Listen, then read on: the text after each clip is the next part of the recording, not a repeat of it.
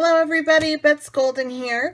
I learned a new technique today through a company called, well not today, but over the weekend when I attended the Mesa Rubber Stamp Convention or Expo or whatever it was called, through a company called Stamplistic. And basically it's a layering technique and they use some crystals at the end. I found it extremely beneficial and I love the results. Now, you may be asking yourself, okay, what's different about using crystals versus the gems that you can find at Hobby Lobby for 50% off? And it all comes down to the shine value on them and just how gorgeous they are. I can see this in real life and I've compared and they just lay gorgeous. They're so beautiful. So I decided to purchase a few things from Stamplistic after I took the make and take so that I could bring back to my YouTube channel and share this technique with my viewers. This is not a sponsored video. I purchased everything and I'm doing this all my free will and I'm giving you my honest feedback. So the first thing that you would need would be a stamp, and the stamp that I got was this happy birthday stamp. There's the company Stamplistic, and you can find them at www.stamplistic.com. What I like about this stamp is it is really a nice deep etched image. It is super, it's stamped beautifully. It's a cling foam, so you don't need to put this on a foam mat. I can stamp it right here, and that's fine. It's going to give me a nice crisp image each time. I also like it because there's a lot of fussy cutting involved in this technique, and the lines are thick. They're not real thin, so you can see them, which is great. And I'm going to show you, I'm not a very good cutter. I'm going to show you a technique that they taught me to help camouflage that. So we're going to go ahead and put together this card right here today. And to start that off, you're going to need a stamp, and you're going to need to stamp it on flat cardstock as many colors you want on your card. So for this card, my base was this blue, and I've already gone ahead and stamped it. This blue, then green, and then I did a white, and I already went ahead and colored in the happy birthday with an alcohol marker. I did a style file marker. And then I did a yellow balloon, a blue balloon, and a red balloon. So I'm going to go through step by step and show you how to put this together. The first thing you want to do is you're going to want to cut out your base, which is this blue. Get a nice fine tip pair of detail scissors to do this. And if you mess up, it's okay. Like I said, I'm going to show you the technique that they taught me to fix up any areas that may not be perfect. So I'm going to cut the whole image out on this blue. And once that's done, I'll be back and show you what I'll do next. Okay, so I went ahead and I cut out all the other pieces, and I went with the blue for the base, and then the green is going to go on top of that. So I cut, as you can see, that down smaller. And then from here, I cut out the happy birthday banner. And that's going to lay right on top of there. And then I did the balloons. Now this is the tricky part, because you'd think that you could do all three, but you could do them separately if we're going to layer them. But they really need the stability. So I just cut one off at a time. I'm going to talk about that little incident in a minute and why it's important that you do the next step.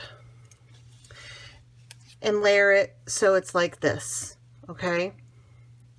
Now, before we put the card together, though, we need to clean up our edges. And I went ahead and cleaned up these guys' edges, and I'm going to show you how. But what you're going to do is you're going to take a piece of paper, and you're going to place the image down that you want to clean up, and you're going to take a black marker. I used a black Sharpie on those images, and on the other card I used this little, more of a fine point tip, and I'm going to use this one on this because of all the small spots. Right here, This is what happens when you don't go around the edge or you don't move the paper with you, the image, and you try to go around it instead of moving it with you, you end up with a mark through. So just keep that in mind when you do this. You actually are going to kind of want to trace it so that you're tracing it on the white paper. You're not necessarily trying to trace line the image per se. You're just tracing it. So you're going to leave the majority of your mark on your white piece of paper. And as you can see, that's what I did here. So, and you're going to move the image around. If you try to just maneuver your pen around the image, you're going to do what I did right here and draw through your image, and you don't want that. That's no good. So I need to move the image again. And what this does is it allows enough of that black mark to brush up against that edge and just kind of give it a cleaner look, like you knew what you were doing when you were cutting, even though you may be a sloppy cutter like me. And this is something that they told me and showed me how to do when I did this make and take. If you don't have a pen like this, they do have one available on their website. That's one thing I do like about their website. I did go around and poke around. I bought everything I got at the show, but everything you need to make this, you don't have to go to multiple places. Even though it's by a couple different brands, they carry it all. So that's really nice. So once you get your box, you can start creating, you know, so that's cool. All right, I'm almost done with this little image, and then we'll move on to the next step. Okay, so that just kind of cleaned it up and made it look nice. All right, so from here, we're going to go ahead and start to adhere our piece. We are going to use two things for our adhesive. Just your standard tape runner. I'm just using this one because it's smaller. Normally, I would use my tape gun, but that's kind of bulky and big on screen. And then you're going to want to use these 3D foam squares. They're black. The reason why you want to do the black is because, I'll show you. I'm going to show you with the image that I made there at the make and take. This is the one I did there, okay? If you look through that, you really can't see the black pop dots. If they're white, you're more likely to see it. And depending on what you're making this for, that's pretty important. If you want to make this for like an ornament on a tree or something you're going to display in your home, and it's going to, you know, it could be viewed different ways, you definitely want to make it as invisible as possible between the layers. So that's why these black dots are so important, because they do that for you. They're really hard to find too. This is the second place I've seen them. So definitely it's great that they have them in the store. I'm really happy about that.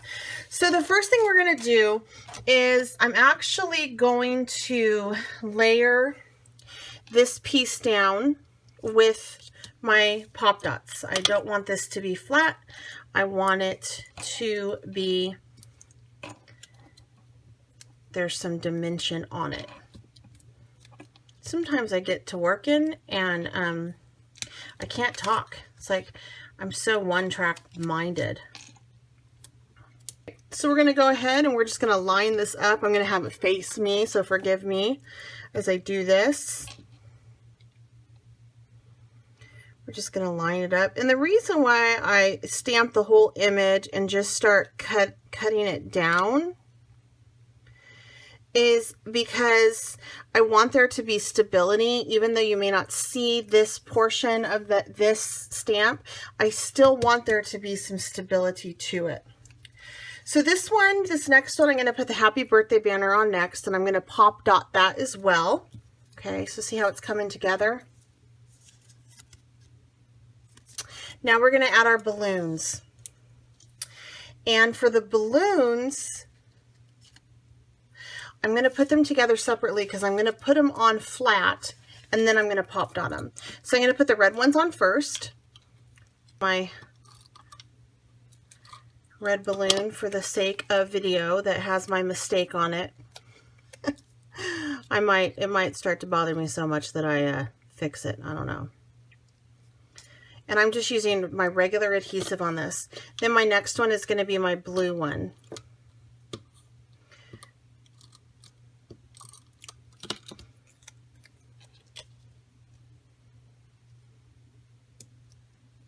Okay, so now those are ready, and I'm going to go ahead and pop dot those on the image.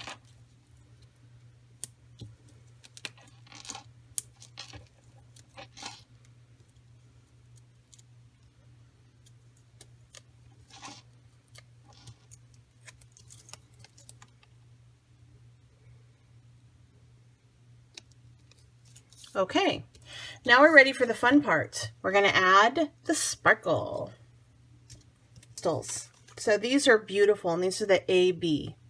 And there's 3 different qualities of these you can get.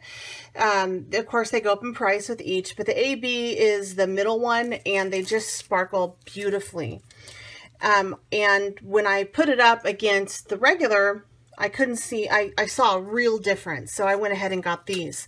Now, I did go ahead and decide to take a look at Amazon to see if I could find any cheaper there. On Stamp-listic, they have a wonderful selection of every color. They're color coordinated, so this is just one color. They're roughly 144 in here, okay? On Amazon, these same type gems were the same price, if not more, unless you get the bulk rate. And I went ahead and purchased that, and this is one of the bulks that I got. I haven't opened it yet. They do not look like they're the same quality as these, okay? The next bulk that I got does look like it's the same quality. However, it is multicolor and multi-sized all in one package. That may not bother some people, but for me, that's not going to work, because that means I'm going to have to go through and pull out what I want to use and then get it the right size, yada, yada, yada. So if you're working, like if this is for a kid or someone who really likes a lot of color, putting down a multicolor, you know, border is cool. That would be really pretty and add a lot of interest. But if you want to do this for a person in particular with a favorite color, this is going to be it's going to be a pain. And if you're like, oh, I can get them home and sort them. Not exactly. They're not the easiest things to pick up, and it would be really tedious. So to me, it's worth the extra, literally $2 to get this. And I'm talking $2 of that size. 144 of these would have been $2 less than this. So to me, because I just want to get this and just, you know, I want to pay for my convenience at this point because of how I'm going to use it. But I want to let you know, I did go on Amazon and kind of shop around and see, because you are dealing with real crystals and they are expensive. So, you know, I want to get a good value with it. But this is really, they did a really good job on pricing that with the price point. So there you go. All right. So the next thing that we're going to do is we're going to adhere our crystals. So I'm going to take these and just kind of dump them out. You don't have to do them in every spot. I did them just because, but if you want to get more bang for your buck, you could do one every other, one every third, or one on the corner, and then put something down like the self-adhesive gems down that you would get, you know, at Joann's. They have these really cool gems through Stamp-listic that I actually used on this snowman. I wish I would have purchased them. See on the blue? They're flat. They're like little flat thingies that you can lay down in the spot. They're a good price point too. They're not too much. So this is a really nice value, and it's pretty sturdy. So I was kind of impressed with that. I should have picked up those, but I didn't. I think when I place my order, I'm going to. Now they had with them a really cool adhesive that had a very fine tip on it. That's perfect for this. I had an adhesive in my stash that I use for stuff like this, so I just decided to go ahead and use mine. However, if you don't have an adhesive, I would definitely pick up one of theirs. Whatever you do, you want something that dries clear, which this does, and allows you to get a nice small dot. They also have this really cool tool, and I didn't pick it up again because I have these in my stash, that picks up the crystals, and they have this type of end on it that's sticky until you get the crystal. You don't want to get any adhesive on it. And then once it picks up the crystal, it releases. This is a must. I would not recommend going around trying to do this with tweezers. That is a pain in the bahootie. So I actually may go ahead and get that tool just because I really liked using it. It worked really well. And the only reason why I didn't was because I had this in my stash already, but the one that they have really worked nicely on this. So like I said, I didn't get the glue or the little crystal picker upper because I had these two things in my stash that I need to use up first. All right, so I'm going to go ahead and finish laying these down, and then we'll come back in a minute. Okay, so I laid out my crystals, and they need to set up and dry. And as they do that, I'm going to take some stickles and just lightly dab over all of these little dots on this red balloon. And this will dry flat. The reason why I'm doing this is I just want to give it a little bit more sparkle, push it a little bit more over the top. Now, when this is done, I can put it on a card like I did the other one, or I can put something on the back so that someone can wear it, like a badge. That would be really cool on a kid. You can also turn it into an ornament. And then if you want to put it on a card and then they can remove it, you just create a vellum pocket on your card to do that. I might do that with this one and show pictures of it later. So like I said, I did do some research on this, on the crystals and the best prices if you want to get into this type of art. And really, Stamplistic is the best price for it. Really good price point on it, and a very nice variety and size options and quality of this as well. So I recommend them. And then the stamps I really like because they're made for this technique, and they stamp beautifully. I didn't have to stamp the images more than once or pull out my NIST, which was great. So this is the information again for this company. Go ahead and check them out. I'm going to place an order for the heart and one of the flowers and probably another bag of crystals. And I might go ahead and pick up the thing they have to pick up the crystals that's similar to this. Okay? If you have any questions, feel free to leave them in the comment section. Give this video a like if you enjoyed it. Please feel free to share. Make sure you find me on Instagram, Facebook, and Twitter under Betz Golden, B-E-T-Z, Golden, G-O-L-D-E-N. Follow along on my blog where I keep a running record and blog posts on things that I'm doing and where I am on guest designing, on what blogs or designing for what companies. That's all over on my blog, and that's www.scrappycafe.blogspot.com. You can also find my Facebook page, which is Scrappy Cafe. Until next time, happy crafting!